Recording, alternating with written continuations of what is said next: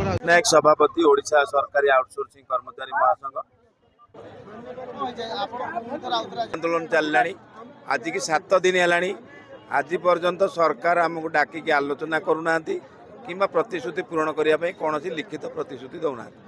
आमर ये आंदोलन चली आमर गत वर्ष 25 मसीहा मार्च 26, 27, 28 आम 3 दिन धरी आंदोलन करूँ। सेठिकी मुख्यमंत्री जी आमर अच्छा 2 जन एमएलए बाबू सिंह महोदय, इराशीष आचार्य महोदय आम सभास्थल को आसी कहले मुख्यमंत्री मत पठे आपणकर आसंता काली आलोचना हम। ता परदिन 1 घंटा धरी आलोचना है।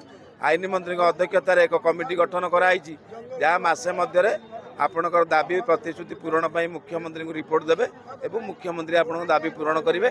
कौन सी दाबीटी अयौक्तिक नुहे कि असंगत नुहे किंतु इतिमध्य मसे 2 मास 4 मास वर्षे बीतीगला आमर पुणी धैर्य अच्छी। या भितर गत सरकार 400 लोक छटे होते यही सरकार 19 मास भितर 4000 ऊर्ध्व लोक छटे है। जार प्रतिवाद में आम राजरास्ता 10 तारिख बसचु। आज 7म दिन में पहुँची। सब तो मनीष आशा रखे किंतु ये सरकार एत माने कुंभकर्ण निदारे शोचती मानविकता नहीं। आम भावुँ आम वर्षार खरार 45 डिग्री टेम्परेचर एपर्यंत बसीचु आमको डाकिकी आलोचना भी करूना। आम तो देखु ये लोक सरकार आम तो लोक नुह आम तो पशुपक्षी रास्तार सब बसचु आम लोक नुह।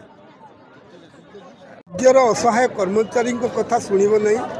से राज्यर असहाय कर्मचारी हतभाग्य कर्मचारी जो माने स्वल्प वेतन हाथ टेका किसी पारिश्रमिक वर्ष वर्ष धरी जड़े सरकारी स्थायी कर्मचारी जहाँ करूँ अधिक करुँच कि 8 घंटा परिश्रम करुले आम 24 घंटा परिश्रम करुचु।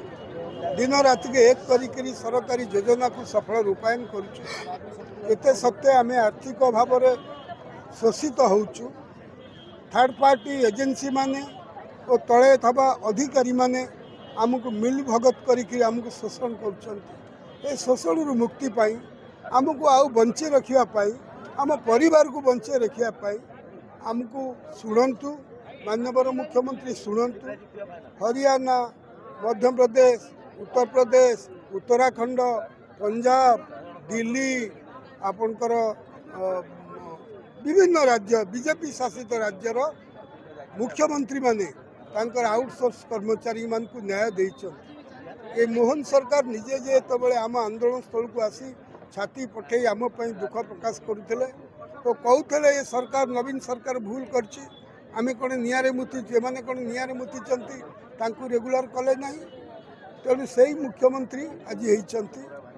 तेणु आमे प्रश्न आपन जो कथा कहते आम पाखु शुणु।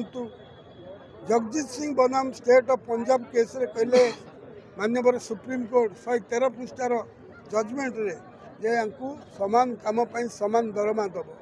दरमा कौन देवे 7 मास 8 मास दरमा दौना आम से 3टी दाबी छटे जो मैंने होती वर्ष भर धरी सेवा जोगेला अति अमानुषिक निर्दय निष्ठुर भाव में जो मैंने छटे कर पुनर्निजुक्ति एवं डेली वेजेस आउटसोर्सिंग कौन समस्त आउटसोर्सिंग अच्छा थर्ड पार्टी द्वारा एककीकरण कर समस्त को स्थायी करा जाऊ। यही 3टी दाबी आम अड़ी बस।